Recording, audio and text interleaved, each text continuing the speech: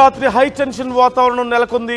గొల్లగూడెం ఆశ్రమ పాఠశాల విద్యార్థిని భూక్య ప్రతిమ అనుమానాస్పదంగా మృతి చెందింది.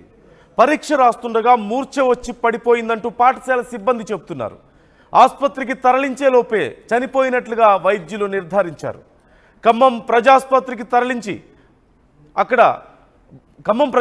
తరలించారు. ఈ నేపథ్యంలో అక్కడికి భారీగా బంధువులు చేరుకున్నారు. ఆసుపత్రి ఎదుట ఆందోళనకు దిగారు ప్రతిమ తల్లిదండ్రులు. ప్రతిమకు ఎటువంటి అనారోగ్య సమస్య లేదు అంటూ కుటుంబ సభ్యులు చెబుతున్నారు.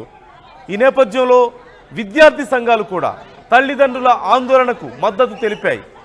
ఆందోళనకారులతో పోలీసులు వాగ్వాదం జరిగింది. అరెస్టులు కూడా జరిగినట్లుగా తెలుస్తోంది. ఆసుపత్రికి అడిషనల్ కలెక్టర్ ఖమ్మం ఆర్డీఓ చేరుకున్నారు. పరిస్థితిని సద్దుమణిచే ప్రయత్నం చేస్తున్నారు. ప్రతిమ కుటుంబ సభ్యులు విద్యార్థి సంఘాల నేతలతో చర్చలు చేస్తున్నారు.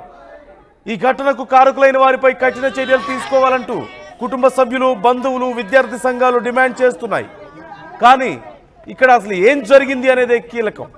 తమ కూతురికి ఏ రకమైన ఆరోగ్య సమస్య లేదని, ఉన్నట్టుండి హఠాత్ మరణం ఎలా సంభవిస్తుంది అంటూ కుటుంబ సభ్యులు, బంధువులు ఆందోళన వ్యక్తం చేస్తున్నారు.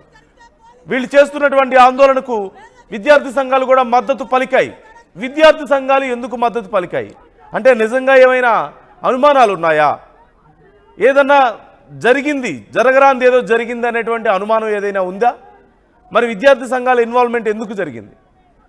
నిజంగా అక్కడ ఏం జరిగిందో తెలిసే మద్దతు ఇచ్చారా, లేకపోతే వాళ్ళకు కూడా అనుమానాలు ఉండడంతోనే మద్దతు ఇచ్చారా?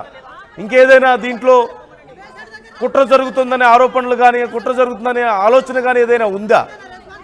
ఇంత గొడవ ఎందుకు చేయాల్సి వస్తుంది?